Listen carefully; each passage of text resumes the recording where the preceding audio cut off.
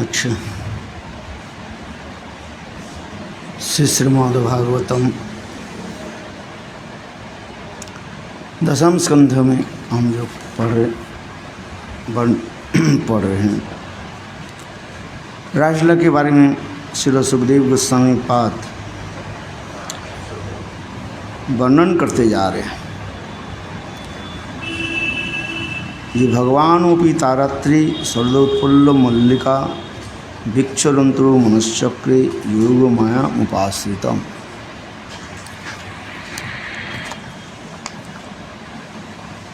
भगवान शब्द दे करके यहाँ पर सुखदेव गोस्वामी पाद फर्स्ट श्लोक ही बोलते जा रहे। पहले श्लोक अर्थात ओम दिस श्लोक Shrimad Bhagavatam 10th canto 29th chapter श्लोक नंबर 1, 2, 3। ये 3 श्लोक के ऊपर हम कुछ व्याख्या कर रहे हैं। उसके अनेकों टीका आदि के द्वारा हम बताते जा रहे हैं। ये भगवान ओपी ता रात्रि शरद उत्फुल्ल मल्लिका भिक्षरंतु मनश्चक्रे योग माया उपाश्रितम। भगवान ने क्या कि वह शरद पूर्णिमा के दिन चंद्रमा को दर्शन किया।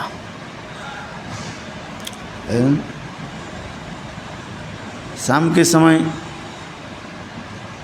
पूर्णिमा के दिन चंद्रमा जो उदित होता है पूर्व दिशा में, जब दिन छिप जाते हैं और सूर्य अस्त हो जाते हैं। इसके बाद चंद्रमा उदित होते हैं। उस समय चंद्रमा की इतने सौंदर्य माधुर्य था, जिसको देख करके कृष्ण के हृदय में गोपियों की मुखमंडल की उद्दीपना हुई।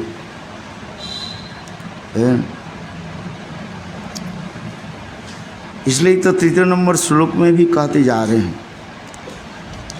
दृष्ट्वा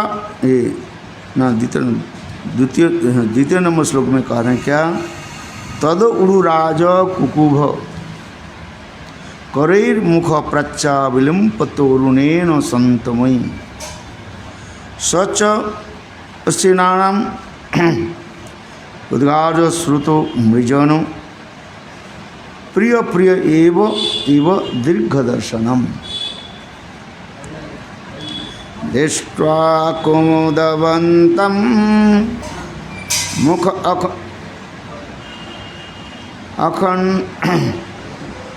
दृष्ट्वा कुमुदवन्तं अखण्डमण्डलं रमानानवं नवकुङ्कुमम् अरुणानं वनं च तत्कोमलगोभिरञ्जितं जगौकलं वामदिशमनोहरम्।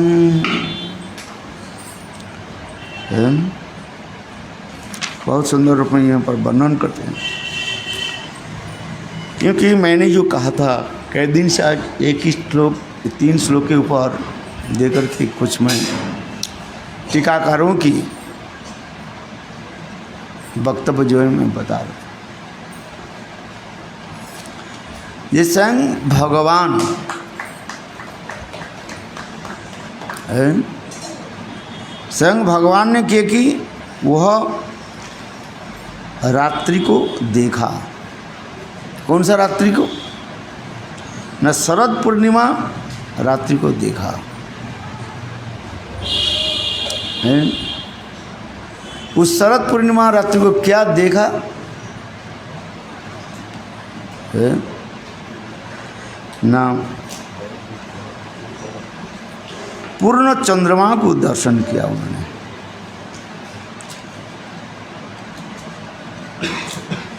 है? वो चंद्रमा कैसे थी? न तदो उड़ुराज कुकुर्भ करैर्मुख प्रच्चाविलिम्पित उरुणेन संतमयी।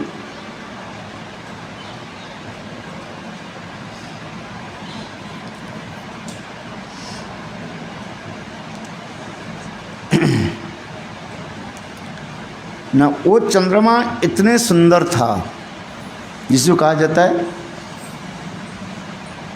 राका चंद्रमा कहा जाता है, क्योंकि शब्द की भी तात्पर्य समझना चाहिए। राका चंद्रमा किसको कहा जाता है?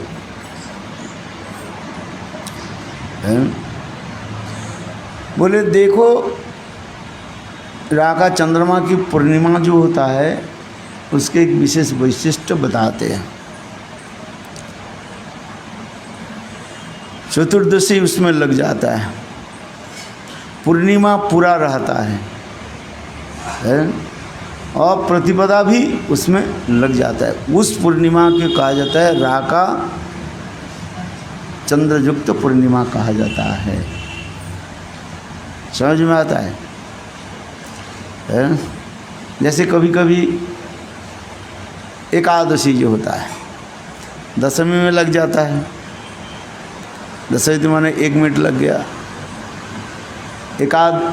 एकादशी पूरा रही और उसके आगे जाकर के द्वादशी में जाकर के पूर्ण होता है।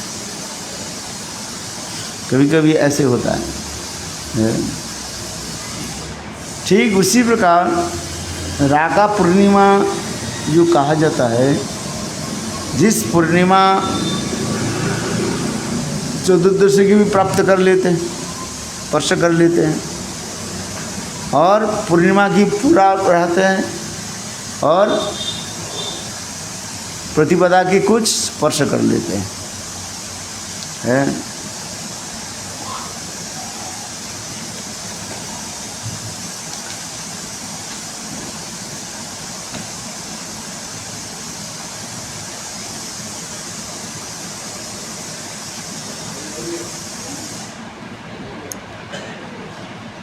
तो उसी प्रकार वो चंद्रमा कैसे था, रा का चंद्रमा, पूर्णिमा युक्त चंद्रमा, पूर्णिमा रात्रि की जो चंद्रमा होते हैं, इतने उज्जवल था। कैसे?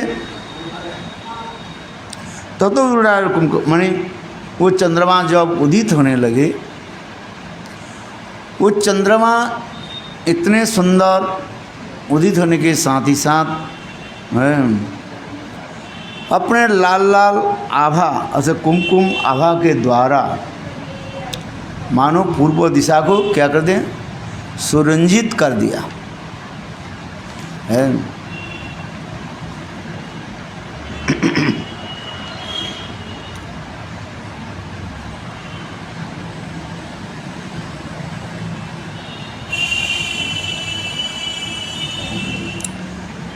अर्थात यहाँ पर भी करें, भगवान की संकल्प करते ही चंद्र देवी ने प्राची दिशा को मुखमंडल पर अपने शीतल किरण रूपी करकमलों से लालिमा को रोली केसर मल दी।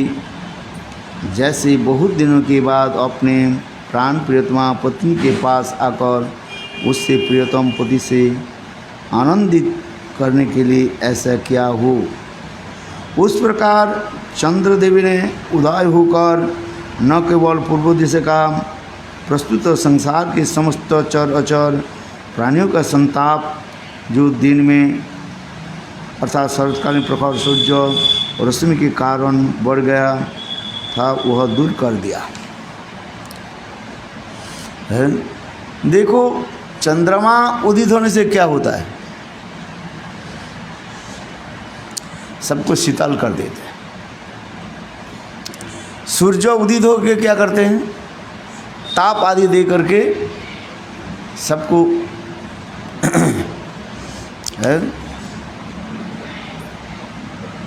व्यतिव्यस्त कर देते हैं। व्यतिव्यस्त समझते हो, सब लोग तस्त व्यस्त हो जाते हैं। They are very completely disturb in their physical body. जैसे अभी गर्मी पड़ रही है, रात में सोने में कितने कष्ट होते हैं, है कि नहीं? पसीना निकलते रहते हैं, लू चलते भेज करके ब्रज में हम रात में दिन में लू भी चलते हैं, लू चलते रहना है कि नहीं?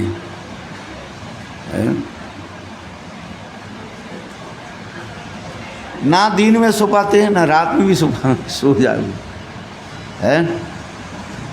हाँ सर, कहते हैं जिन लोग के, कुछ लोग तो क्या बोले, जो लोग एसी में रहने वाले उनकी कोई, किंतु जिसके एसी एयर कंडीशन जिसके शरीर में ठीक नहीं होता है, उसके लिए और भी प्रॉब्लम बढ़ जाता है। तो कहने की यहाँ पर तात्पर्य है, शरत काल में जो दिवाभाग में दिन में जो सूर्य के जो किरण होता है वो तीव्र होता है ऐसे। किंतु देखो, रात्रि काल में जो चंद्रमा की जो किरण जो आते हैं और समस्त दिनों के जितने भी ताप जो है मानो हरण कर लेते हैं। स्निग्धता, कोमलता आकर के चित्त के प्रसन्न कर देते हैं। तात्पर्य क्या है न, कृष्ण दिवाभाग में कृष्ण के साथ मिलन की जो गोपियों की जो उत्कंठा, अर्थात ये विरह और उग्र ताप उनको मानो सताने लगे। समझ में आ रहे हैं? इस उदाहरण के द्वारा दे रहे हैं, जिस प्रकार दिवाभाग में दिन के समय सूर्य के किरण, विशेषकर शरत काल में सूर्य के किरण जो है वो बहुत तेज होता है? तेज समझते हो? माने वेरी स्ट्रांग होता है। The rays of the sun is very strong है। और रात्रि होने से, अच्छा दिन छिप जाने के बाद सूर्य केवल चंद्रमा के जब उदित होता है, उस चंद्रमा की किरण से मानो समस्त दिवाभाग की जो ताप जो है वो नष्ट कर देते हैं। और चंद्रमा की किरण के द्वारा क्या होता है, स्निग्धता शीतलता आकर के वो दिवाभाग की जो ताप जो है मानो उसको प्रशमित कर देते हैं, आनंदित कर देते हैं, भूल जाते हैं। इसी के उदाहरण ये दे रहे हैं, ये गोपियाँ दिन में कृष्ण के साथ मिलन स्वच्छंद कर नहीं पाते, स्वच्छंद मिलन नहीं होता है। इसलिए गोपियाँ क्या करती हैं, कृष्ण मिलन के लिए मानो दिन में तड़पते रहते हैं। हाँ, यहाँ पर सूर्य के ताप के साथ किसके उदाहरण दे रहे हैं? गोपियों की विरह रूपी ताप के साथ उदाहरण दिया जा रहे हैं।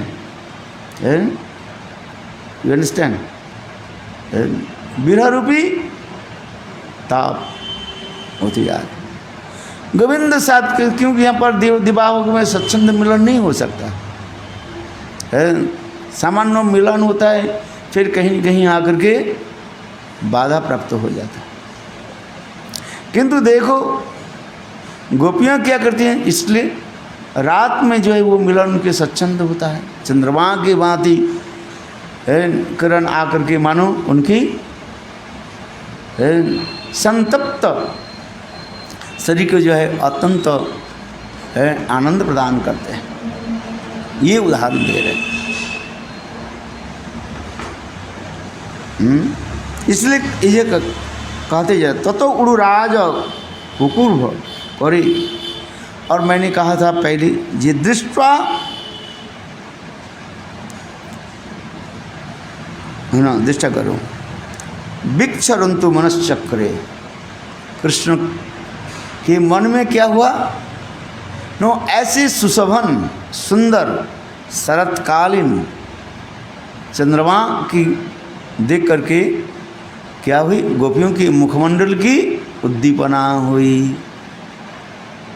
यहाँ पर मनश्चक्रे के द्वारा टीकाकार ने कह रहे हैं, हमारे हृदय में जितने भी वासना आदि जगते हैं, ये वासना की मूल उत्स कहाँ पर होता है?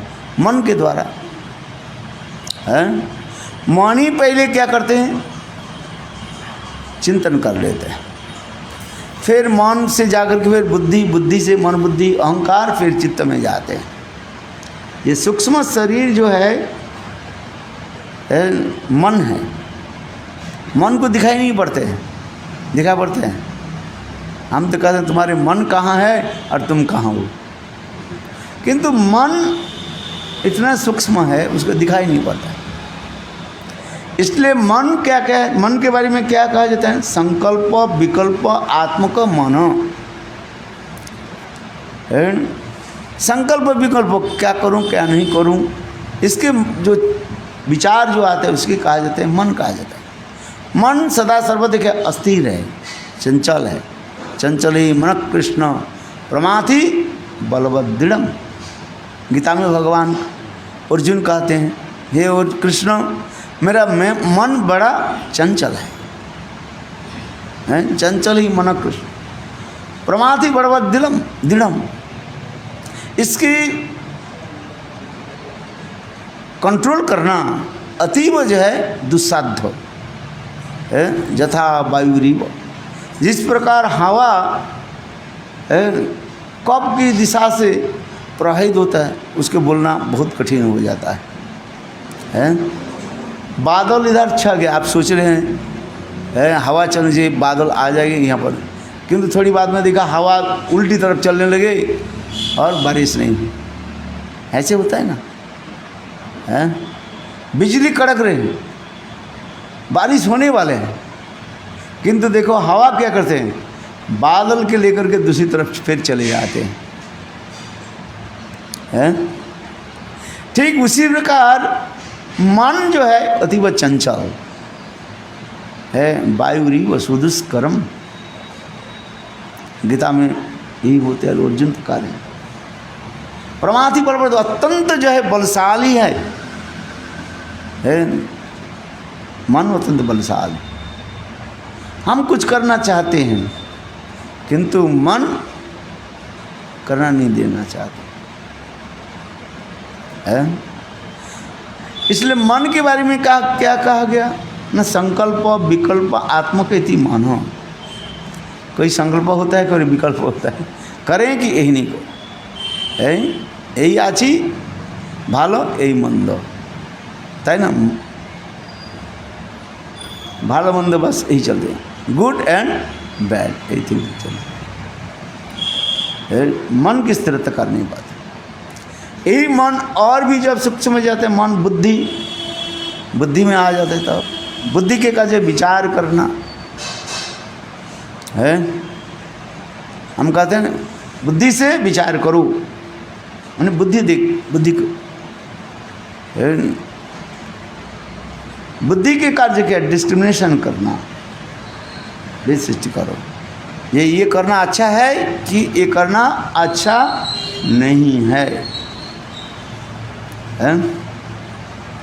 फिर आ जाए मन बुद्धि अहंकार आ जाता है, तो विचार करके आप कहते हैं अहंकार में आ जाते हैं। अहंकार माने ईगो आ जाता है।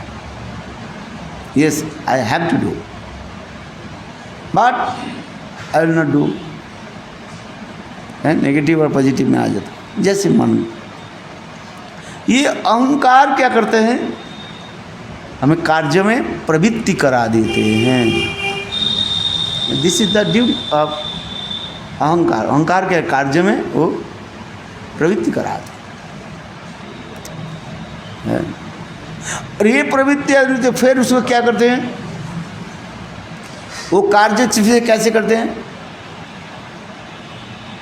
मन बुद्धि अहंकार चित्त की क्या, पूर्व की जन्म की जो संस्कार जो है, इम्प्रेस्ड करते रहते हैं, संस्कार करा देते हैं, कैसे करना है कैसे ना करना है। अच्छी संस्कार है, संस्कार माने इम्प्रेशन है, वो संस्कार क्या करते हैं, हमें फिर कार्य में परिणत करा देते हैं। अच्छी कर्म हो बुरी कर्म हो, जो कुछ कहे है, ये सब विचार शास्त्र में दिया गया है।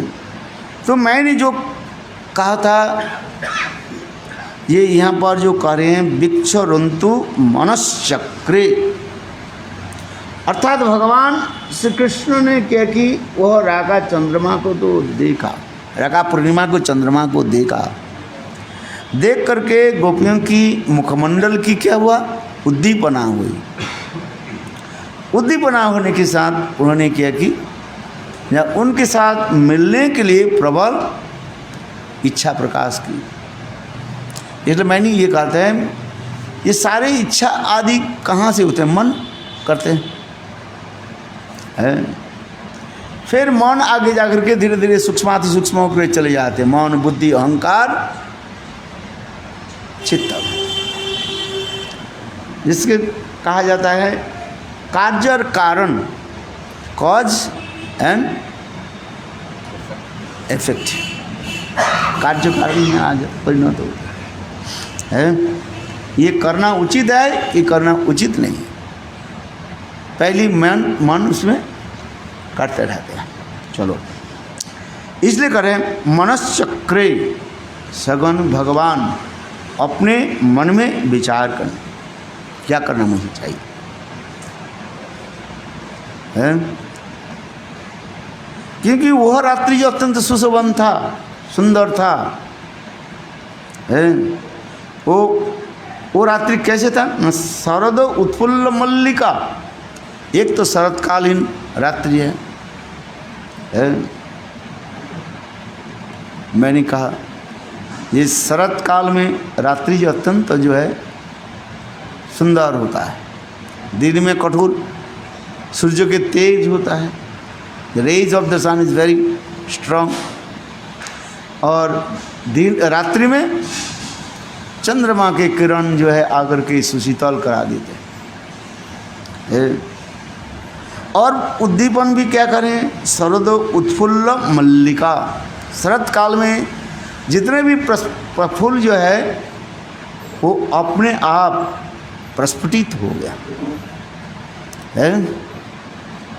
माधवी, मालती आदि, मल्लिका आदि, इसमें तो पुष्प स्वयं विकसित हो जाते, क्योंकि भगवान की जो संकल्प व इच्छा करने के साथ ही योग में क्या करते हैं, ये सारे वस्तु के अपने आप प्रकाश कर देते हैं, कि तो वही भगवान तो है ना, है। किसी को कहा जाता है इच्छा शक्ति कहा जाता है।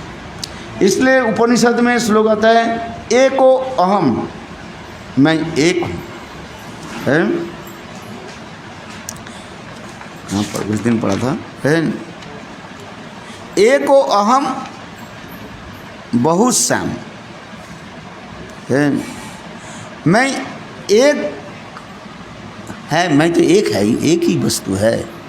तत्व विचार में एकमेवम अद्वितीयम, भगवान एक छोड़ के दूसरी वस्तु नहीं है, एकमेव अद्वितीय, द्वितीय वस्तु कोई है ही नहीं, एक ही वस्तु है। किंतु एक ही वस्तु होते हुए अपने अचिंत शक्ति के द्वारा है अनंत स्वरूप, अनंत जो है प्रकाश आदि है करते रहते हैं। इसी की कहा जाता है भगवान की जो शक्ति जो है, इसी को कहा जाता है अचिंत शक्ति जो कहा जाता है। अद्वैतवादी लोग इसी की स्वीकार करना नहीं चाहते, भगवान की शक्ति को, अचिंत शक्ति को स्वीकार कर नहीं पाते हैं। इसलिए वहीं पर अचिंत अद्वैतवादी शंकर संप्रदाय के लोग क्या कहाँ तक ले लेते हैं, ये भगवान एक है, एक ब्रह्म द्वितीय नास्ति, एक ब्रह्म द्वितीय नास्ति, ये तो ठीक है, पहली जगह एक छोड़ वस्तु के दूसरी वस्तु नहीं है, किंतु उसमें अनंत शक्ति है, ब्रह्म तो एक है। जैसे कहते हैं राजा कहने से कितने राजा होता है, वे देश के राजा है, वे देश के राजा है? तो राजा कहने पर एक ही तो राजन होगा, देश के कितने राजा हो सकता है, दो चार तो राजा नहीं हो जाएगा, है। हाँ समझिए, यह व्यक्ति देश के राजा है, समझ में ना, तो वो व्यक्ति राजा एक होता है, किंतु उसके अनेकों परिकर रहता है, मंत्रिमंडल से लेकर के और अनेकों रहता है। हाँ समझे। फिर राजा कहने की साथ ही साथ उनके और क्या चीज़ आ जाता है, राजशक्ति रहता है। राजा होने कहने के साथ ही साथ उनके क्या रहता है, राजशक्ति। यदि राजशक्ति यदि नहीं रहे, उसके राजा नाम की विशेषता कोई मूल नहीं है। अर्थात शक्तिमान के साथ ही साथ शक्ति की भी परिचय रहता है। तो राजशक्ति क्या है, उदाहरण के समझिए चले, जैसे उनके अर्थकोश है, धन है, जन है, सैन्य है, ये सब रहता है कि नहीं, हाथी घोड़े, और उनके हजारों जो अनुगत रहता है, अनुगत में अनुजाई है, थाउजेंड फॉलोअर्स। तब तो उसके राजा शब्द कहने के जद भी कराए, एक और राजा तो एक ही है, किंतु साथ ही साथ राजशक्ति है। नहीं तो राजा कहने से फायदा क्या हुआ है, आया समझ में? किसके नाम रख दिया, उसके नाम राजा रख दिया। जैसे किसी का ना फलाना व्यक्ति के राजा कहा दिया है, राजा से राजू बोलते हैं ना, क्या बोलते हैं किंतु उसके राज शक्ति यदि नहीं रहे, कोई धन नहीं है, कुछ नहीं है, तो उसके राजा कहने के क्या फायदा है? केवल नाम मात्र हो जाता है। किंतु राजा कहने के साथ ही साथ उनकी राज शक्ति रहता है।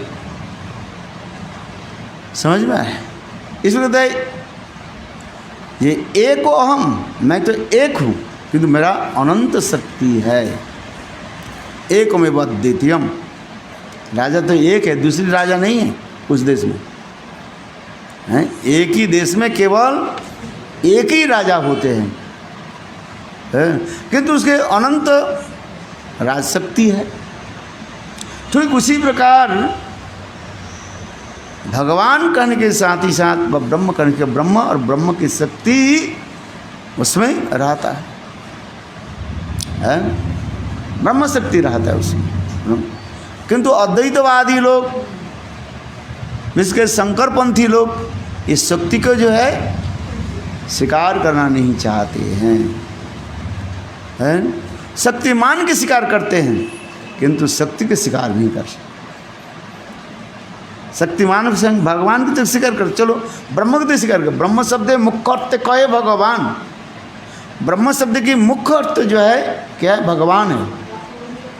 भगवान की स्वीकार करते हैं क्योंकि भगवान की शक्ति को वो स्वीकार नहीं कर सकते, शक्ति को हरण करना चाहते हैं। कौन? रावण है। रामायण में क्या दिखाना चाहते हैं? हम जब रामायण के यदि आध्यात्मिक रूप में भी विचार करके देखें, रावण अद्वैतवादी है। हाँ समझो, ये क्या करना चाहते हैं? शक्ति के जैसे सीता शक्ति को हरण करना चाहते हैं, और ब्रह्म माने ब्रह्म के शक्ति को स्वीकार करना चाहते हैं, और ब्रह्म के और अंत में ब्रह्म के स्वरूप को वो स्वीकार करना नहीं चाहते हैं। ब्रह्म स्वरूप क्या? यदि रामचंद्र को लिया जाए, रामचंद्र से पर ब्रह्म है, पर ब्रह्म है, भगवान है, किंतु सीता देवी उनकी शक्ति है, किंतु शक्ति को स्वीकार करना नहीं चाहते। और वो ब्रह्म क्या है? निराकार निर्विशेष कहा जाता है। ये शंकर अद्वैतवादी पंथी के ये विचार जो है विचार ठीक नहीं है। चलो हम जिस कथा प्रसंग में चल रहे हैं जी, संग भगवान ने क्या कि भगवानु उपि तारात्रि शरदोत्पुल्ल मल्लिका वृक्ष रंतु मनश्चक्रे, मैं मन के द्वारा, भगवान इसलिए कहते हैं वह चंद्रमा को देख करके उनके मन में विचार हो रहा है। क्या विचार कर रहे हैं? ये गोपियों के साथ मिलन के लिए है, क्यों? उनके वो चंद्रमा को देख करके गोपियों की मुखमंडल की उद्दीपना हुई है। एक वस्तु दूसरी वस्तु के देख करके हमें क्या उद्दीपना होता है, उद्दीपना है, स्टिमुलेट करते है। क्योंकि शास्त्रों के विचार के अनुसार है, रस की विचार करते हुए कहते क्या चार वस्तु इंग्रेडिएंट्स जो है, 4 इंग्रेडिएंट्स पहले आता है। एक है कहते हैं विभाव, अनुभाव, सात्विक, व्यभिचारी है। आलम्बन और उद्दीपन कहा जाता है। फिर है आलम्बन भी 2 प्रकार की होता है, एक आश्रय आलम्बन और एक विषय आलम्बन। और उद्दीपन जो उसके उद्दीप्त करते हैं, चित्त के जो है स्टिमुलेट कराते रहते, उसके उद्दीपन कहा जाता है। तो इसी प्रकार वह एक तो सुंदर शरत काल था, है, और जिसमें शरतकालीन संध्या शाम के समय था, इतने सुंदर है, और अनेक प्रकार के पुष्प आदि विकसित हो। विशेष करके यहाँ दे रहे क्या, इस शारद उत्फुल्ल मल्लिका पुष्प आदि। यहाँ पर मल्लिका कहने पर केवल मल्लिका पुष्प नहीं, अनेक प्रकार के पुष्प आदि प्रकाशित है, क्योंकि जहाँ पर स्वयं भगवान की इच्छा हो रही है गोपियों के साथ मिलने के लिए, तो प्रकृति देवी भी कृष्ण की तो अनुगति है। कृष्ण की इच्छा जान करके वह प्रकृति देवी भी एक ही साथ में समस्त सीजनल जो पुष्प जो है समस्त पुष्प के एक ही साथ में मानो विकसित कर दिया है। कुछ पुष्प जो होता है, फूल जो होता है, अलग अलग ऋतु में प्रकाशित होता है। कुछ पुष्प होता है ग्रीष्म काल में होता है, वर्षा में कुछ होता है, ग्रीष्म, वर्षा, शरद, हेमंत, शीत, बसंत है, 6 ऋतु है ना है। किंतु देखो कृष्ण की इच्छा होने के साथ ही साथ 6 ऋतु भी मानो एक ही साथ में वहीं पर उपस्थित हो जाते हैं गोविंद की सेवा के लिए, है। समझे, है। जैसे महाराज उपस्थित होने पर, महाराज उपस्थित होने पर उनके सारे अनुयायी व्यक्ति क्या हो जाता है, अपने आप उपस्थित हो जाते हैं, है कि नहीं, है। ये विधान है, नियम है। गुरु आने के साथ ही साथ उनके शिष्य अपने आप आ जाते हैं। नहीं आया तो गुरु उसके डांटेंगे, है तुम मेरे कथा में क्यों नहीं आया। अच्छा बोलेंगे नहीं बोलेंगे, है कथा क्यों नहीं सुनते हो, है। अरे बात सही है कि नहीं है,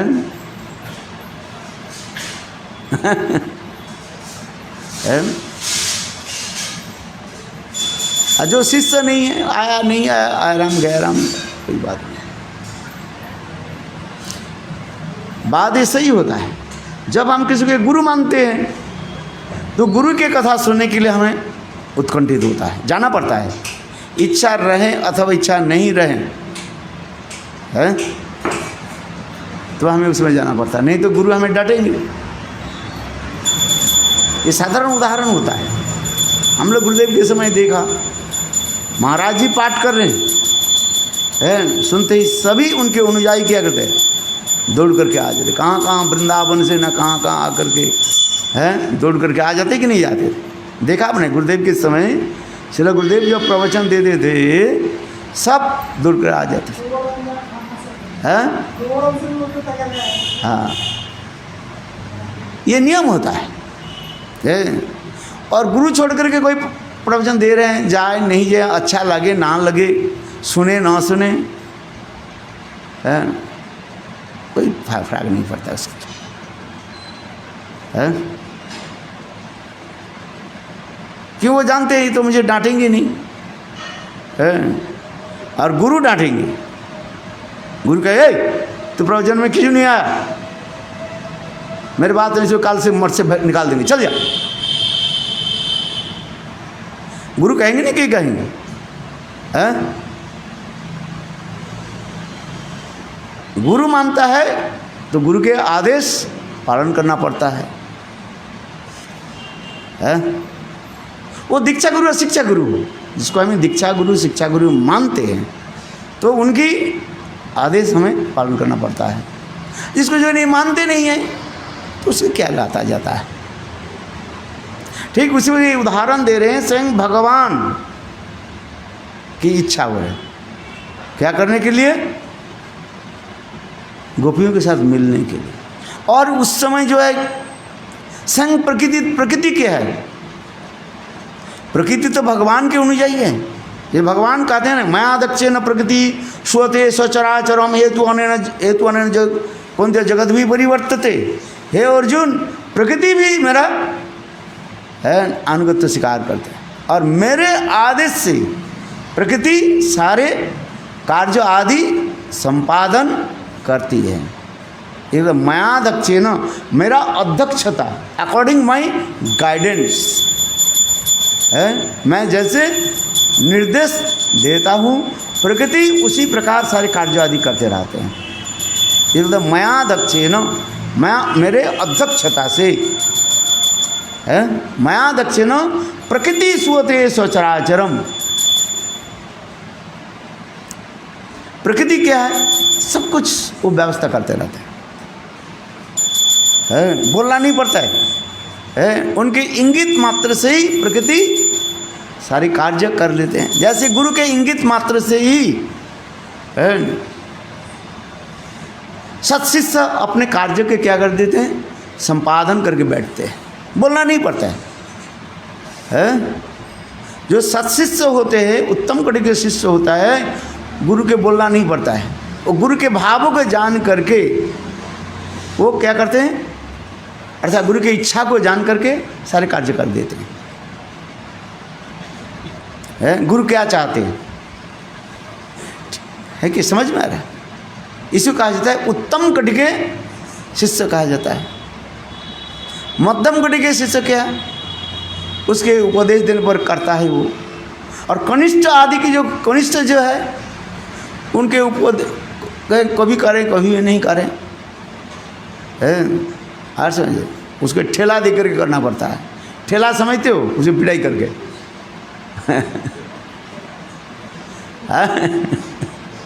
कनिष्ठ जो होता है उसको ठेला दे करके, ठेला माने लाठी है, क्यों नहीं करता है। और उत्तम जो सेवक होता है वो हृदय के जान करके कर लेते हैं, उसको बोलना नहीं पड़ता है। मेरे कहने की यही तात्पर्य है, भगवान जो यहाँ पर, इसलिए देखो यहाँ पर जिसे कहने की तात्पर्य है से सुखदेव गोस्वामी पाद ये कथा को श्रवण कराने के पहले, रासलीला को कथा श्रवण करने के पहले जो शब्द प्रयोग किया वो अत्यंत महत्वपूर्ण श्लोक है। वो क्या श्लोक है? भगवान शब्द दे करके ही है ये बताते जा रहे हैं। ये कहते हैं भगवान, वो कौन भगवान? स्वयं ब्रजनंदन कृष्ण, कृष्णस्तु भगवान से, यहाँ पर भगवान कहने पर स्वयं ब्रजनंदन कृष्ण के लिए ही सूचित कर रहे हैं।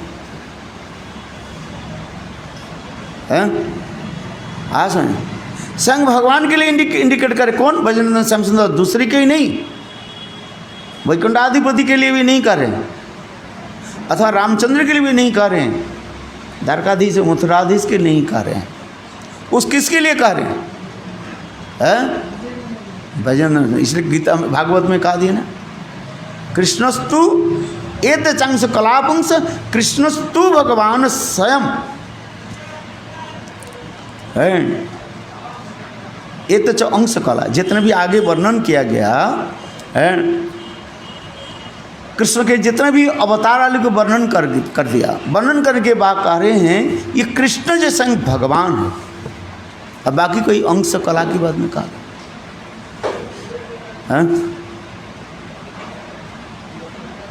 इसलिए भगवान शब्द दे करके करें, जो गोपियों के साथ प्रेम विहार आदि करके जा रहे हैं, वो कौन भगवान? भगवान करने से तो अनेक शब्द हो जाते हैं, भगवान के अनेक अर्थ होता है। भगवान की जो डेफिनेशन, जो कई डेफिनेशन कहा जाता है, समझ में आता है? भूत भविष्य वर्तमान को जानने वाले उसके भगवान कहते हैं। भगवान शब्द प्रयोग हो जाता है, अनेक शब्द होता है। किंतु यहाँ पर जो भागवत में श्लोक में जो पहली जो कह रहे हैं भगवान ओपी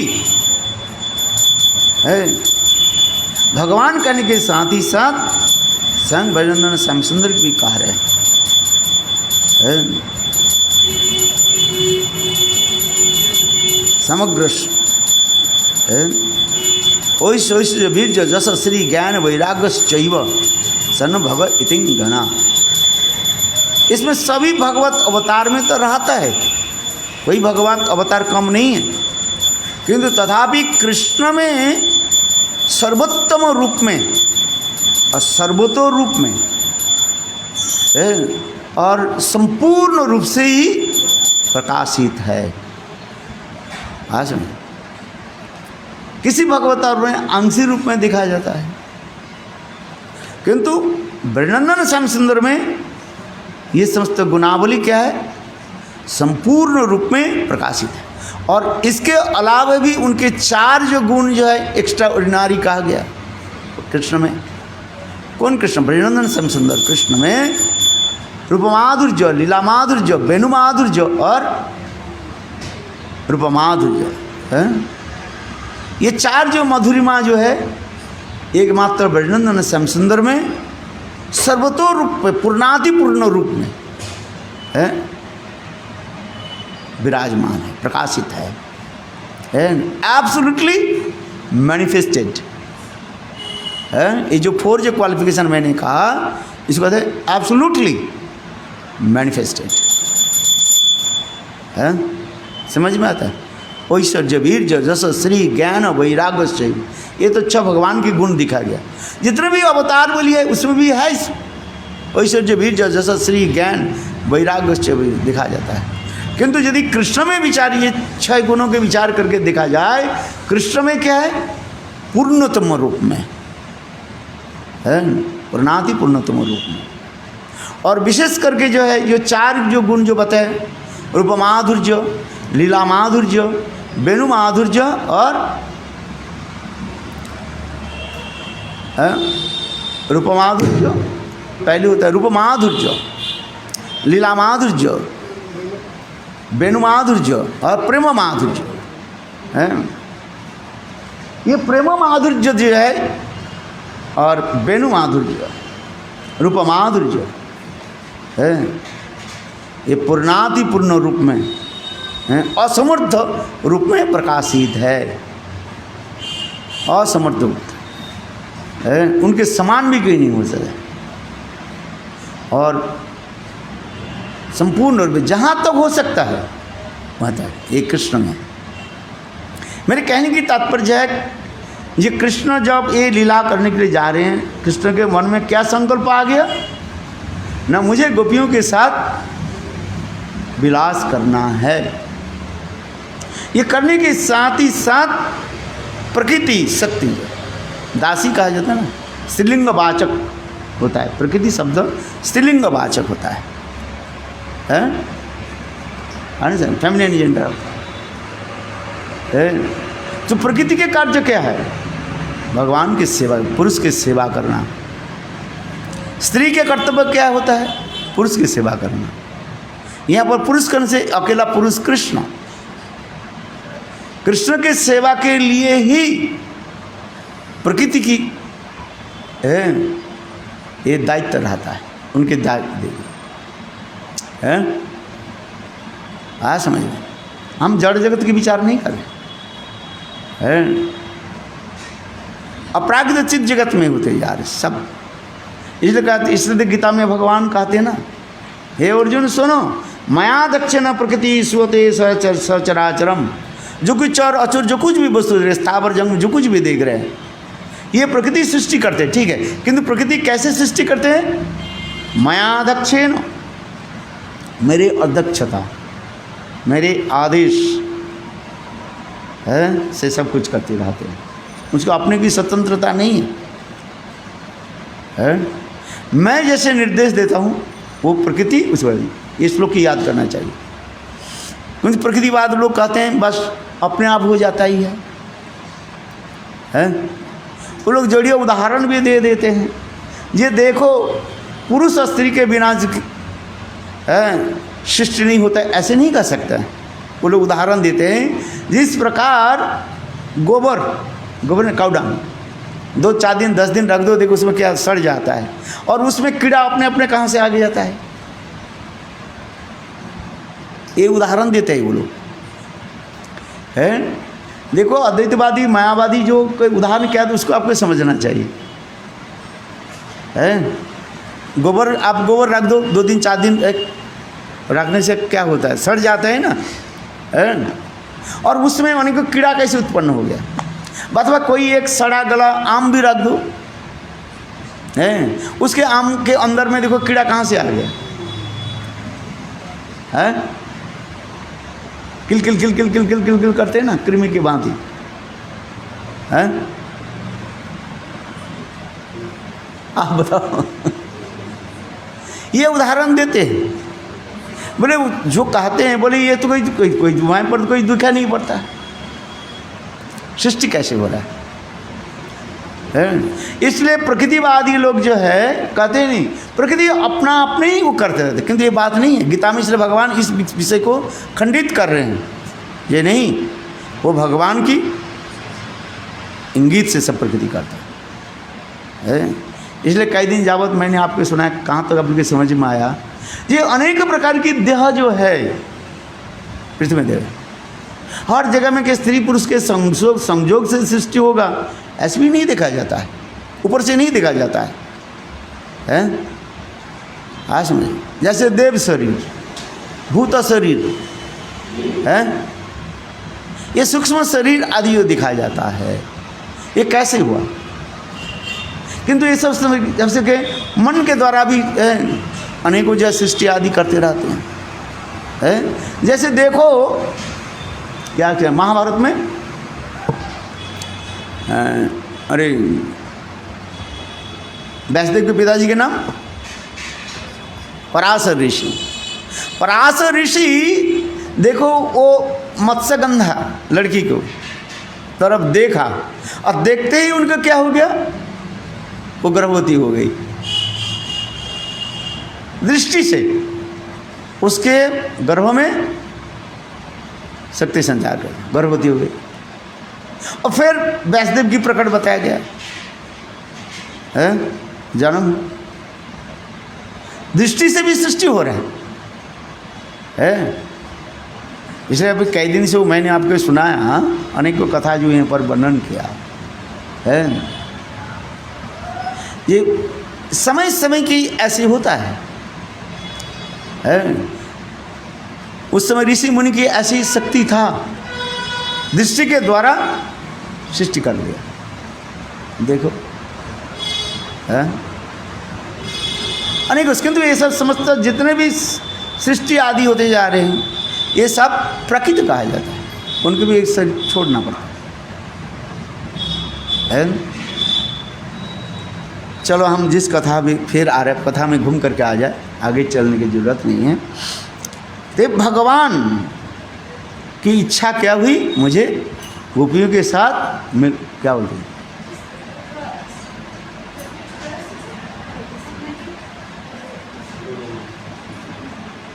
हाँ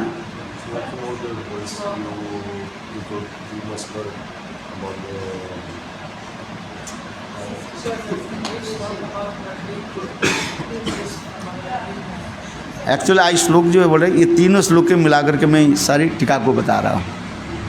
अभी तक जितने भी कथा बोलते जा रहे हैं, I am speaking about the 3 shlokas है। अच्छा 10th canto 29 chapter 1st, 2nd and 3rd श्लोक, ये तीनों श्लोक के मिला करके उसके बता रहे हैं। ये भगवान जो रास करते जा रहे हैं, वह रास जो करने की प्रवृत्ति जो हो रहा है, ये क्योंकि भगवान शब्द के द्वारा ही ये सूचित होते जा रहे हैं। क्योंकि भगवान यहीं पर पहली श्लोक भगवान ओपी ता रात्रि शरद उत्फुल्ल मल्लिका है। उसके भगवान के हृदय में वो रात्रि को देख करके कैसे उद्दीपना हुई, उद्दीपन विवाह कर कार्य है। जो रात्रि कैसे था, एक शरतकालीन तो रात्रि था, अत्यंत सुंदर शीतल स्निग्ध कमनीय रात्रि था। शरतकाल की रात्रि जो है बहुत सुंदर होता है और उसमें विशेष करके चंद्रमा जब उदित होता है देखने में सुंदर होता है। शरतकाल में दिन में कभी कभी वर्षा भी आ जाता है बादल भी छाते हैं, सामान्य रूप में वर्षा हो जाता है। फिर सूर्य के किरण जो है अतीब जो है तीव्र होता है, the rays of sun very strong है, ऐसा। किंतु जितने ही बादल होता है ना, उसके बाद जो सूर्य के किरण तो वो उतना तेज होता है। बादल जब मेघ जब ढक जाता है, थोड़ा 2 बूंद बारिश हो गया कि इसके बाद जो सूर्य किरण आते हैं ना, वो बहुत शरत कालेर पूर्ण शशि बड़ी मधुर बटे ताराई जखन घिरे থাকে नील आकाशेर पटे। शरत काल में जो चंद्रमा जो उदित होता है वो इतने सुंदर होता है। शरत काल में विशेष करके रात्रि काल में वर्षा नहीं होते है। शरत काल में दिन में थोड़ा बहुत हो जाता है, बादल भी आ जाता है, फिर ये होता है। जैसे भादो और आश्विन, इसको शरत काल कहा जाता है, ठीक है ना। उसमें जो विशेष करके आश्विन महीने में जो होता है, कुंवर महीने, आश्विन महीने में जो है वो चंद्रमा क्या बोले सूर्य, दिन में जो सूर्य जो है वो बहुत तीव्र होता है। और रात में चंद्रमा, रात में ज़्यादातर बारिश नहीं होता है। अरे यार समझ में आता है। और उसमें रात्रि क्या होता है शरत काल में, आप देखना, इसलिए तो यहाँ पर वर्णन हो रहे हैं। शरत काल के जो है उतने सुंदर जो आकाश कैसे, रात्रि काल में आकाश निर्मल हो जाता है, नील आकाश। इसी के लिए शरत काले पूर्ण शशि बड़ी मधुर बटे ताराई जखन घिरे ताके नील आकाशेर पटे। आकाश कैसे होता है, नीलाभ हो जाता है। शरतकालीन रात्रि काल के जो आकाश जो होता है, दिन के नहीं, शरत काल में रात्रि काल का आकाश जो होता है बहुत नीलाभ होता है, सुंदर, देखने में सुंदर होता है। इसलिए शरत काल चंद्र नील आकाशेर पटे ताराई जखन घेरे ताके नील आकाशेर पटे। और इतने सुंदर थोड़ा दो तारे आदि भी दिखाई पड़ता रहता है। इसलिए कवि जो लिख रहे हैं ये कोई कल्पना की नहीं, वास्तव सत्य है। ये लिखा शरत काले पूर्ण शशि बड़ी मधुर बटे ताराई जखन घिरे ताके नील आकाशेर पटे। शरतकाल की महिमा। तो भगवान ये शरतकाल की जो कहते जा रहे हैं, और शरतकाल में क्या हुआ, भगवान की इच्छा के अनुसार समस्त ऋतुओं के पुष्प भी प्रस्फुटित हो गया। ग्रीष्मकाल के जो पुष्प शरत, वर्षा, शरद, हेमंत, शीत, वसंत, मतलब 6 ऋतुओं की मानो भगवान की सेवा के लिए ही क्या हो जाता है, उपस्थित हो जाते हैं। हाँ समझे। जिस प्रकार उदाहरण दिया, गुरु के सेवा के लिए सब शिष्य तत्पर हो जाते हैं।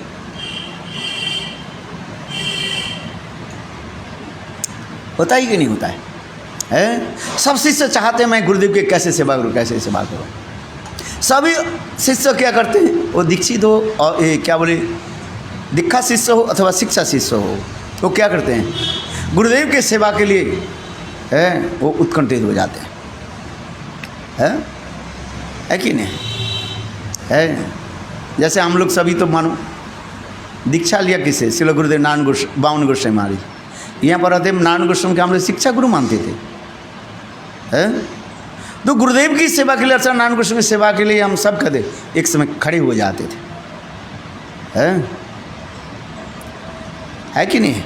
उस समय देखा है जितने भी गुरुदेव के, जितने भी श्री गुरुदेव बावन गोस्वामी महाराज के शिष्य जो है सब नारायण गोस्वामी महाराज की सेवा के लिए खड़े हो जाते थे। और उसमें तो नारायण गोस्वामी के शिष्य, दीक्षित शिष्य तो नहीं के बराबर था, 2-4 एक था से, चलो। तो उस समय गुरुदेव देते नहीं थे, नारायण गोस्वामी महाराज दीक्षा नहीं देते थे, शिक्षा हरिनाम तो दे देते।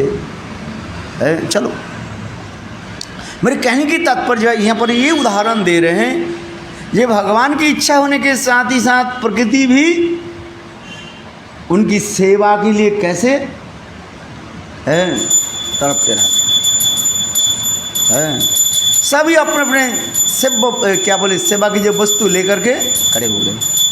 इसमें क्या करें, इसलिए तो उदाहरण दे रहे हैं। एक ही श्लोक के अध्ययन करो, देखो कितना आनंद। ये तीनों श्लोक परस्पर एक दूसरे से ही रिलेटेड है। है समझे। ये तीनों श्लोक जो है 1 नंबर 2 नंबर 3 नंबर श्लोक जो है ये क्या है ना, एक दूसरे के साथ रिलेटेड है, संपर्क युक्त है। इसलिए मैं तीनों श्लोक के पढ़ करके और उसकी जो टीकाएँ जो सार जो है आप लोगों को बताने के लिए मैं प्रयास कर रहा हूँ, है। इसलिए करें शरत काल तो आ गया और उसे सतकाल आने के साथ ही साथ प्रभु के सेवा के लिए प्रकृति देवी एक ही साथ में समस्त ऋतुओं की भी कर दिया, सेवा में लगा दिया और समस्त ऋतुओं के पुष्प फल आदि अपने आप गोविंद की सेवा में आ जाते हैं। इसलिए भगवान ओपी तारात्रि सर्द उत्फुल्ल मल्लिका विक्षरंतु मनश्चक्रे जोगमय उपाश्रितम।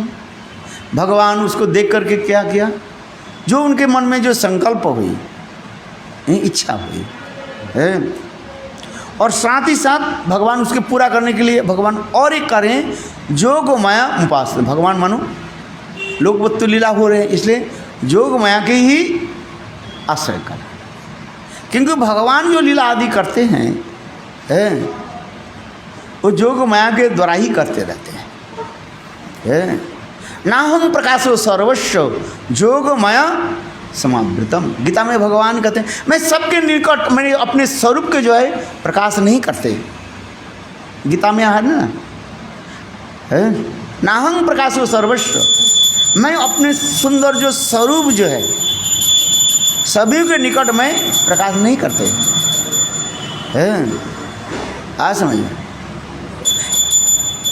भक्त के निकट भगवान अपने स्वरूप के प्रकाश करते हैं और अभक्त के निकट भगवान क्या करते हैं, अपने स्वरूप के क्या कर लेते हैं, संकुचित कर रहे हैं, दिखाते नहीं।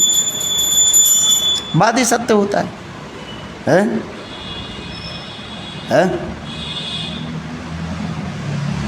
हाँ नहीं तो भगवान में भगवत कहाँ रहेगा, सबके बराबर कर देगा।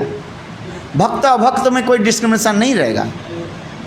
इसलिए भगवान भी कह रहे हैं नाहं प्रकाशो सर्वस्व, मैं अपने समस्त स्वरूप के जो सबके निकट में, वो भी भक्त के निकट जो मैं अपने स्वरूप के प्रकाश करता हूँ। जैसे जैसे भक्त होते हैं उस भक्त के निकट मैं वो स्वरूप को मैं प्रकाश करता हूँ। इसलिए सनातन गोस्वामी पाद बृहद भगवतामृतम ग्रंथ में भक्त और भगवान के स्वरूप के विशेष वैशिष्ट्य दिखा रहे हैं। जैसे भक्त होते हैं भगवान उस भक्त के निकट अपने स्वरूप के प्रकाश करते हैं।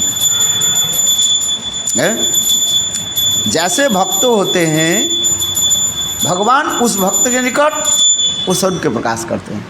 कोई दास्य भक्त होते हैं, कोई सख भक्त होते हैं, कोई वात्सल रस के भक्त होते हैं, कोई माधुर्य रस के भक्त होते हैं। इसलिए सनातन गोस्वामी पाद एक अभूत अपूर्व ग्रंथ के प्रकाशित किया, बृहद भगवतामृत। इस बृहद भगवतामृत ग्रंथ के ऊपर ही सारे आचार्य लोग, यहाँ तो कि रूप गोस्वामी आदि जो है इसके ऊपर ही विचार करके सारे ग्रंथों के प्रकाशित किया। इसलिए बृहद भागवत ऐसे एक अनुपम ग्रंथ है, तत्व सिद्धांत है और समस्त शास्त्र के एक निपुण ग्रंथ कहा जाता है। इसके बार बार अध्ययन होनी चाहिए, बार बार पढ़ना चाहिए। गुरुदेव इसको जो इस ग्रंथ को कितने बार अध्ययन किया, पढ़ाया है, यहाँ पर क्लास देते हैं। आज खत्म हो जाता था, फिर बृहद भागवतामृतम, फिर बृहद भागवतम, 2 बार 3 बार जो है फिर बृहद भागवतम ग्रंथ की जो है वो एक चैप्टर जो है अतीब जो है सुंदर चैप्टर जो कहते हैं रसायन चैप्टर कहा जाता है।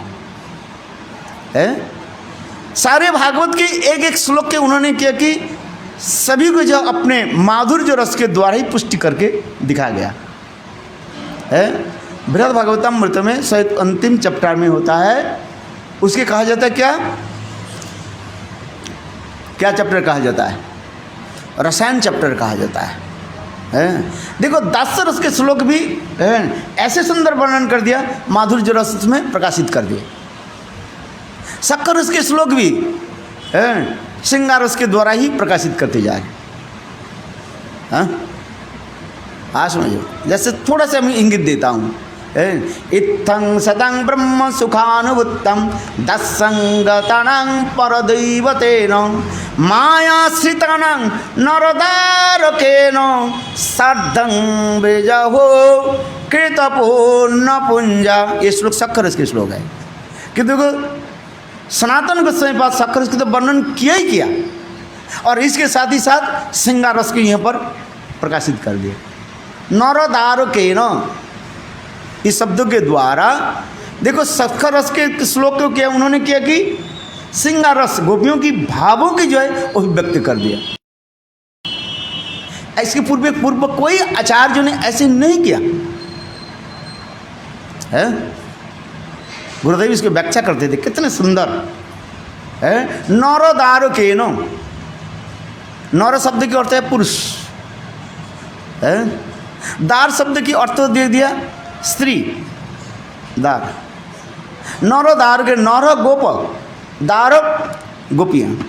देखो है इतने सुंदर श्रृंगारस के प्रकट कर देते हैं। नर दार के न इत्थं सतं ब्रह्म सुखानुभूतं दस्सं गतनं परदैवते सार्धं विजु कृतपुण्य। नर दार के न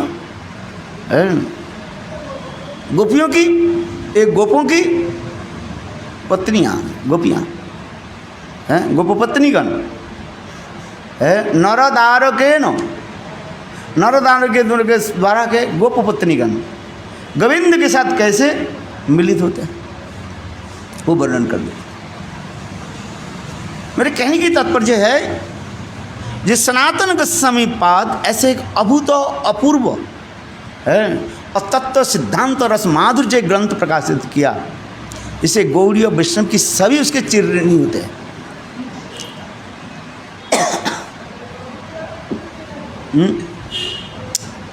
आज समझे, इसलिए कहते हैं यही बृहद भागवतामृत के ऊपर बेसिस करके, फाउंडेशन करके रूप गोस्वामी पाद आदि जितने भी बड़े रसिक आचार्य है सभी ग्रंथ के बजा।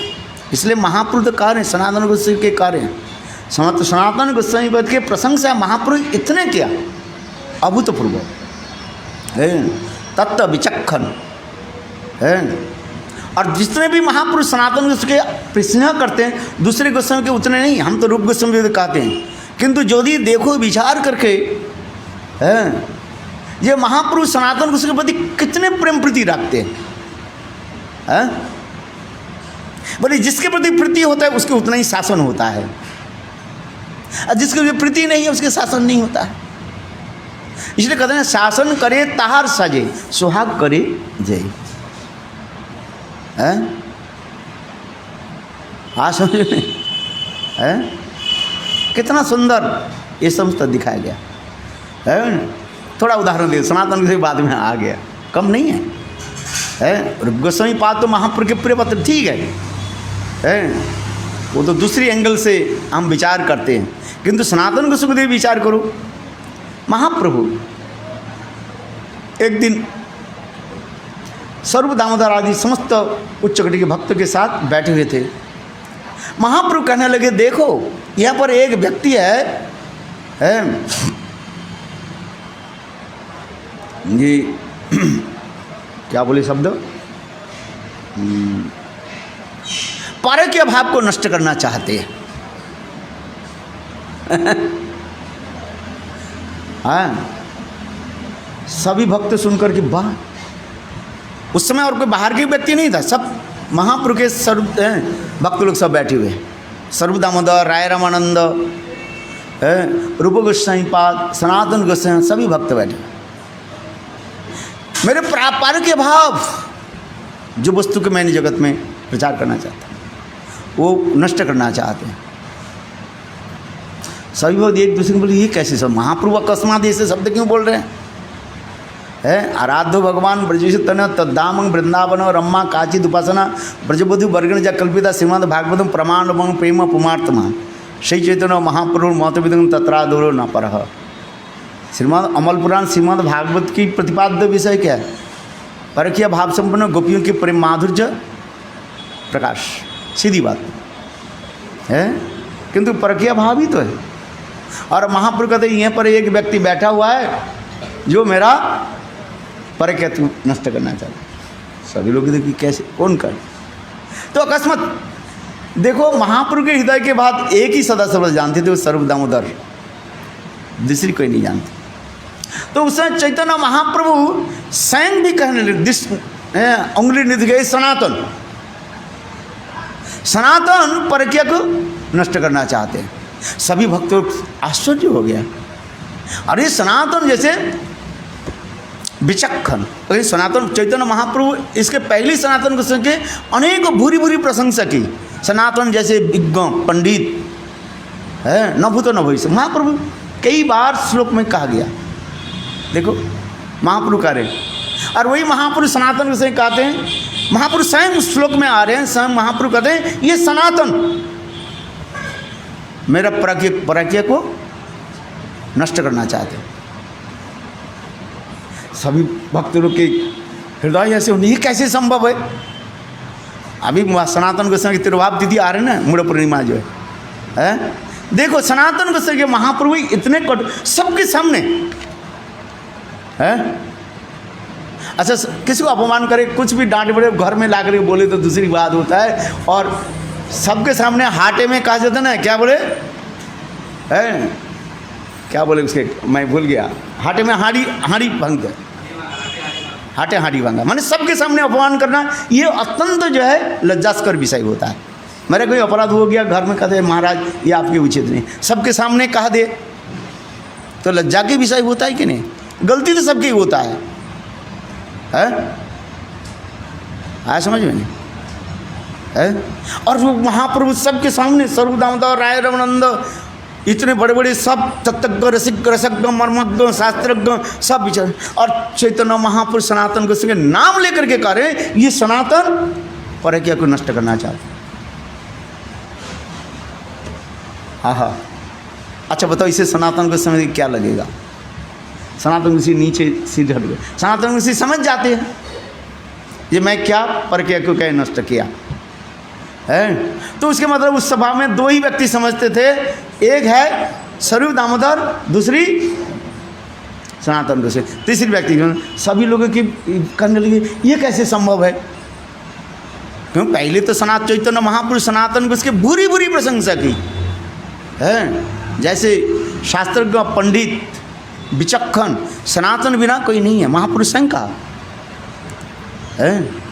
संबंध तत्वाचार्य सनातन गोस्वामी भी कहा गया, समस्त संबंध से ही चाहो तो भक्ति में उठ सकते हैं, संबंध नहीं हो तो अभिधेय प्रयोजन की कुछ मूल्य ही नहीं है। तात्पर्य तो है संबंध तत्वाचार्य सनातन महाप्रभु बहुत जगह में प्रवीण, शास्त्र में प्रवीण कई शब्दों के द्वारा सनातन गोस्वामी भूरी भूरी प्रशंसा की। अभी सनातन सबके हाथ क्या बोले हाटे हाड़ी भांगा, माने सबके सामने हो सनातन से नीचे। तो महाप्रभु सभी महाप्रभु की तरफ देखने लगे हैं, करके सनातन बोले सनातन के क्या फर्क है। महाप्रभु ने कहा सनातन बताओ तुम्हारे साथ तुम मुझे क्या समझते हो। मैंने आपके गुरु समझते हैं। शिष्य के कर्तव्य क्या है बताओ। सनातन गोस्वामी बाद गुरु सब कुछ समर्पित कर देना, मानस देह गयो जो कुछ मोरो और पिनु तुआपदे नंद कुछ है, शरीर मन धन जो कुछ है गुरु में समर्पित कर देते हैं, उसी को शिष्य कहा जाता है। सब कुछ मैंने दे दिया, मेरे हमारा बोली तो प्रभु आर किछु नहीं है, बंगला कीर्तन में ना मेरा और कुछ नहीं है, जो कुछ भी है आपको दे। बड़ी अच्छी बात है, समर्पित कर दिया ना। हाँ अच्छा ये शरीर क्या है तुम्हारा है। बोले नहीं आप प्रभु आपके, हम लोग कहते हैं ना गुरुदेव मेरा कुछ नहीं है, सब कुछ तुम्हारा है, सब कुछ तुम्हार चाबिकाठी ना, क्या बोलते हैं हम लोग, सब कुछ तुम्हार चाबिकाठी ना, चरण दुटी हमार, सब कुछ तुम्हार चरण दुटी हमार। ऐसे तो नहीं होता, ये तो कपट होता है। सनातन गोस्वामी कहते हैं सब कुछ दिया। बोले यदि दिया बताओ, इस तुम शरीर को दिया। बोले हाँ। तो महाप्रभु ने कहा ये शरीर तब हो गया मेरा ही हो गया। देखो महाप्रभु कहाँ कर आ रहे हैं। महाप्रभु कहने लगे सनातन तुम ये शरीर को जब मेरा दे दिए, तुम्हारा शरीर तुम्हारी संपत्ति नहीं है, ये संपत्ति किसका हो गया? मेरा तो है। ये संपत्ति तुम्हारा नहीं है, तो दूसरे संपत्ति के तुम ढंग से क्यों करना चाहते हो? जो वस्तु तुम्हारा नहीं है, वो वस्तु के तुम ढंग से करना क्यों चाहते हो? दूसरे के वस्तु के तुम ढंग से करना चाहते हो, अर्थात तुम्हारे शरीर नहीं है, ये शरीर मेरा है, तुमने दे दिया ना, तुम इसके ढंग से करना क्यों चाहते हो? सभी लोग भक्त भी और भी बोलते बोले ये सनातन क्या ढंग से? अर्थात सनातन गोस्वामी पाद जब वृंदावन से महाप्रभु के साथ मिलने के लिए जा रहे रथ यात्रा के समय, सनातन गोस्वामी पाद अनेक जगह में पानी पीते पीते उनके शरीर में क्या कुंडू रसा हो गया, खुजली हो गई आ जाता ना, खुजली हो गया, रस निकालता है, शरीर जो है वो हो गया। और सनातन गोस्वामी मन ही मन चिंतन कर, कैसे तो बोले नहीं है, मन ही मन चिंतन करने लगे, मेरे शरीर में कुंडू रसा हो गया, खुजली हो गई और महापुरुष जो इतने परम दयालु है, महापुरुष देखते ही, देखो यहाँ पर वर्णन हो रहा है, महापुरुष देखते ही क्या करेंगे? मुझे आलिंगन करेंगे। और महापुरुष के दिव्य शरीर कितने सुंदर है, तप्त कांचन गौरंग, निर्मल सुंदर शरीर है, और मेरे शरीर के जो गंध जो है, कुंडू रसा जो है, और महापुरुष के शरीर में लिप्त हो जाएगा, लग जाएगा, इसलिए महापुरुष के सानिध्य में नहीं जाऊँगा मैं, बहुत दूर से छिप कर गया। और रथ यात्रा तो दर्शन कर रही है, जगन्नाथ जी के दर्शन बिना जगन्नाथपुरी में जाए, जगन्नाथ जी के दर्शन नहीं हो, रथ की यदि रस्सी नहीं खींचे तो क्या करेंगे? कालू हमें उत्तम करें, बोले इस बार भी कोई व्यक्ति रथ के पास नहीं जाएंगे, केवल जो सरकार के बाद सुप्रीम कोर्ट के जैसे आदेश है, वही केवल जो पंडे लोग और जो लोग वही खींचे बाहर, और पुलिस जो जाएगा और क्या कर सकते हो? तो रथ कहीं जो है ऊपर छत के ऊपर रख कर दर्शन करो। वो भी पुलिस भी इस बार भी बहुत कड़ी शासन भी कर दी, माने अनुशासन भी कर दिया किसी घर में छत पर उठने नहीं दे, क्योंकि बहुत लोग मर जाते, गिर जाते हैं, इंजोर्ड हो जाता है उसमें नहीं दे। बोले कह रहे नहीं, बोले अच्छा चलो हम लोग चैतन्य मठ में, अपने चैतन्य मठ में चले जाएंगे, अपने गृह की छत के ऊपर थोड़ी कोई दिक्कत है दर्शन समझिए। तो सनातन, चलो हम तो कथा प्रसंग के आगे बढ़ाते हैं। सनातन गोस्वामी पाद मन मन को विचार कर रहे हैं, मेरे शरीर में जो कुंडू रसा जो है खुजली आदि जो है उसके पर्स आदि जो है निकालते हैं, महाप्रभु के दिव्य शरीर में लग जाएगा, महाप्रभु शरीर जो है दुर्गंध हो जाएगा। इसलिए महाप्रभु के पास में नहीं जाऊंगा, दूर से, बहुत दूर से जगन्नाथ जी के दर्शन कर लूँगा, और जगन्नाथ जी के सामने तो महाप्रभु तो नित्य करेंगे, उस समय महाप्रभु के दिव्य भावों के दर्शन करेंगे बस, और अंत में रथ के चक्का में इस शरीर को मैं छोड़ दूँ कि ये शरीर मेरा क्या है, यही विचार करें। तो उसी के सर्वम तब जामी सच्चिनंदन गौर हरि चैतन्य महापुरुष जान लिया, और चैतन्य महापुरुष के कह रहे ये सनातन, ये शरीर तुम्हारा नहीं, ये शरीर मेरा है, अर्थात मेरा धन है कि नहीं है?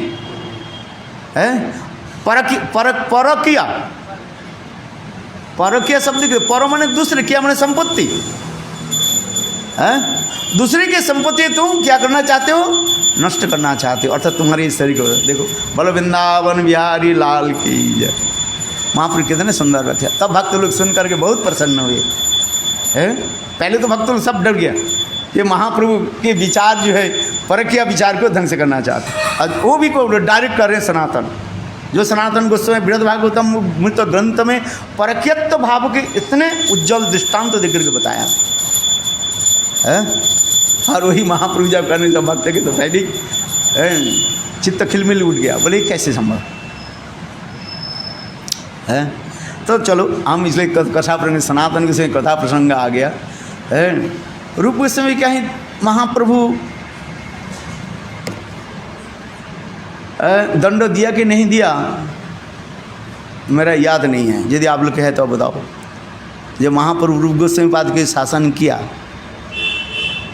मेरा याद नहीं आ रहा है, किंतु सनातन के जब महाप्रभु कितने शासन किए हैं, बोले शासन करते हुए जिसके प्रति जितना ही स्नेह प्रति ममत्व रहता है उसके प्रति उतना ही दर्शन है। इसलिए जयवत अपना ग्रंथ में भी कह रहे हैं, देखो भगवान की कृपा इस जगत में जो जीव जो है ना, बद्ध जीव पर अधिक होता है। स्वर्ग आदि लोक में भगवान की इतनी कृपा नहीं है, वैकुंठ आदि में जो जीव रहता है उसके प्रति भी कृपा भी नहीं है, जो हम विचार करते जा रहे हैं। जितने कृपा है इस मर्तवासी जीव के लिए, इसलिए कहते हैं ना, जे जो तक पतित है तब करुणा, मैं भूल गया, एक भक्तिमोहन ठाकुर ये है, जो जितने पतित होता है भगवान की करुणा उनकी प्रति तत्व अधिक हो जाता है, अधिक होता है। आज में करुणा स्नेह ये सब निम्नगामी होता है। करुणा स्नेह आदि ये सब क्या है, निम्नगामी है, माने नीचे के तरफ लोग जो होते हैं ना उनके तरफ होता है।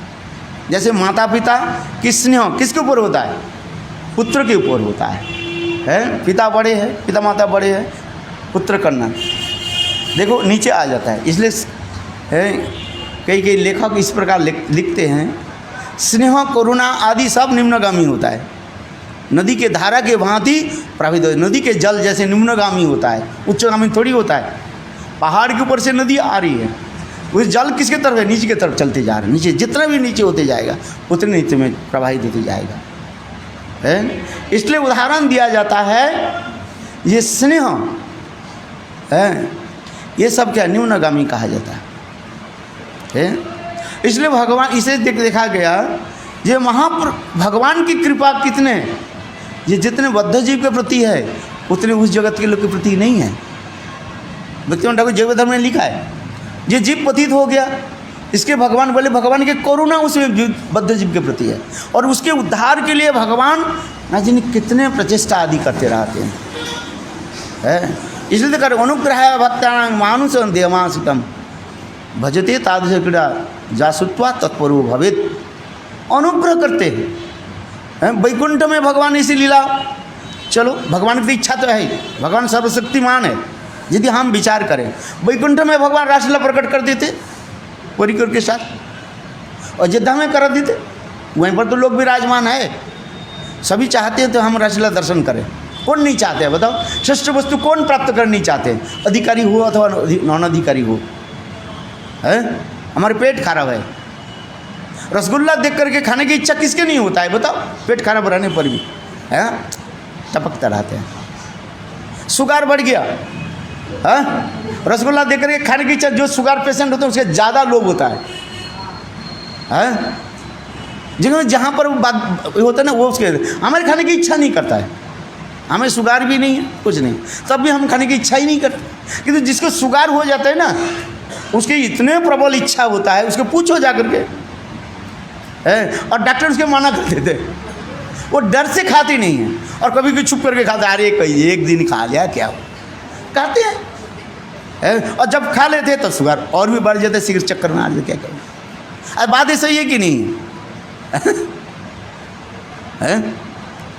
मेरे कहने की उसी प्रकार तात्पर्य होता है, ये भगवान की कृपा कितने इस पृथ्वी लोगों के ऊपर है, हम उसको चिंतन अभावनीय है, बियॉन्ड आवर थिंकिंग, हम उनकी चिंता के अतीत है। इसलिए भगवान अनुग्रह भक्तानां कहते जा रहे हैं, अनुग्रह करके उस समस्त गोलोक वृंदावन के सुंदर माधुर्य की लीला इस धराधाम में प्रकट करते हैं, और जीवों के ऐसी लीलाओं के दर्शन कराते हैं, श्रवण कराते हैं, किसी भी प्रकार से जो है, और उसमें केवल अभिष्ट हो जाए, भगवान की प्राप्ति करें। इसलिए भगवान वैकुंठ आदि लोक में, स्वर्ग आदि लोक में है, जितने भी उच्च लोग हैं, माने पृथ्वी लोक से छोड़ करके जितने उच्च आदि लोग हैं, उसमें लीला प्रकाश नहीं करते हैं। आज समझ में नहीं है। इसलिए कुछ कुछ भक्त लोग क्या करते हैं, नारद ऋषि आदि लोग जो है अपने उच्च धाम के छोड़ करके पृथ्वी लोक में आते हैं, लीला संपादन आदि करते हैं, दर्शन करते हैं, आनंद उपभोग करते रहते हैं। वैकुंठ में रासलीला नहीं है, भगवान चाहे तो कर सकते हैं, किंतु भगवान है, वो सर्वसमर्थमान है। आज में नहीं, किंतु भगवान सुना नहीं जाता है, भगवान क्या बोले इसमें वैकुंठ में रासलीला प्रदर्शन कराया भक्त को, अयोध्या में, द्वारका में, ऐसे सुना नहीं जाता है। किंतु भगवान करुणामय है, इसलिए जगत हमने ग्रंथ में लिख रहे हैं, जो जितने प्रतीत होता है भगवान की करुणा उनके प्रति अधिक हो जाता है? और कृपा तब होता है जो जितने प्रिय पात्र होता है उनका ही ऊपर उतना ही करुणा होता है? पहले मैं कह रही हूँ, गुरु अपने जो प्रिय शिष्य के शासन करते हैं, है, जो प्रिय शिष्य नहीं उनके शासन नहीं करते, क्योंकि जानते इसके शासन करते भग जाएगा। गुरु में तो एक क्षमता है ना, समझ जाते हैं बांस को कितना तक टेढ़ा करना है? ज़्यादा टेढ़ा करो क्या हो जाएगा? टूट जाएगा। इसलिए गुरु जानते हैं। कोई कहते हैं महाराज गुरुदेव हमें तो शासन नहीं करते हैं, हमें बोलते रहते हैं। मैं कहते हैं देखो थोड़ी एक शब्द बोल दो ना, काल से तुम यहीं पर नहीं आओगे, मुख नहीं दिखाओगे मेरे पास। इधर तो कह रहे हो गुरुदेव मतलब तो कभी कोई शासन करा करो ना। मैं तुम तो कह रहे हो, मैं एक दिन कर दे थोड़ा सा मेरे मुख से थोड़ी सी उल्टी शब्द निकल जाए, काल से तुम यहाँ पर मुख दिखाओगे? मैं भी समझता हूँ, कभी कभी बोलना पड़ता है ना। अभी तुम कह रहे हो हाँ हाँ गुरुदेव मुझे भी कभी कोई शासन करा करो, क्योंकि शासन की सहन की तुम्हारी क्षमता है कि नहीं हमें पता है। गुरु समझते हैं, और कभी कभी परीक्षा के लिए कर देता, देखा तो उसी से गए बोले यार ये गुरु थोड़ी है। ये अपने क्रोध के अभी वो बात वही जो एक आध क्या बोले भाव के जो 9 लक्षण जो खांति अभ्यर्थ कालम प्रतिहारी, अभी तो गुरु के क्रोध ठीक नहीं कर बात से देखो हमें क्या सुनाएंगे। देखो कहाँ से कहाँ वो अपने लागू कर देते हैं। बोलो वृंदावन बिहारी लाल है। चलो समय हो गया, आरती करो, बस करो, चलो है। देखो ये तीनों श्लोक के जो टीका हमारे सिद्धार्थ गोस्वामी पाद से लेकर के इतने सुंदर रूप में बताया, और क्या ये इसको जब समझेंगे ना तब होता है। मैं तो बहुत कथा बोल दिया। ये वास्तव जो है भगवान की सेवा के लिए यहाँ पर जो है प्रकृति देवी है किस प्रकार सेवा में लग रही है। इसे कहते हैं भगवान ओपी तादि। ओपी शब्द एक एक श्लोक के हमारे आचार्य पाद ने विश्लेषण करके देखा। ओपी शब्द के द्वारा, भगवत शब्द के द्वारा, ओपी शब्द के द्वारा है एक एक शब्द कितने वर्णन करते जा रहे हैं। मैं कहाँ तक बताऊँ है, जहाँ तक मेरा स्मरण आ रहे मैं बताते जा रहा हूँ है। ये समाप्त तो नहीं होगा है। इतने सुंदर व्याख्या है। तीनों श्लोक जो है 1, 2 और 3 नंबर श्लोक जो है, ये तीनों श्लोक के द्वारा ही यहाँ पर सब कुछ सूचित होते जा रहे हैं, सब व्यक्त होते जा रहे हैं। आज समझिए कितने सुंदर इस भगवान ओपी तारात्रि सदुत्पल्ल मल्लिका दीक्षरंत्रु मनश्चक्री जोगमायाम उपासितम है। और भी संस्कृत में बहुत है, कहाँ पर आत्मनेपद श्लोक हो गया, कहाँ पर आत्मनेपद हो गया, कहाँ पर परस्वी पद हो गया। इस तरह बहुत कोई विचार है। सनातन गोस्वामी पाद से लेकर के हमारे आचार्य पाद इतने श्लोक के ऊपर इतने विचार करके तब बता रहे हैं। तब से चौथा श्लोक में क्या है, निसम्म गीतम तदनंग वर्धनम ब्रजस्त्रियो है। तब तो आता है ये गोविंद के विनुध्वनि सुन करके वो समस्त ब्रज गोपियाँ कैसे प्रेम में उन्मत्त हो करके गोविंद की तरफ चलने लगे चल गए। ये समझ बहुत सुंदर दक्षा है। वंशाग्रुपा सिंधु पतितानं पावन भो वैष्णवे। चलो महाराज जी कहाँ गए?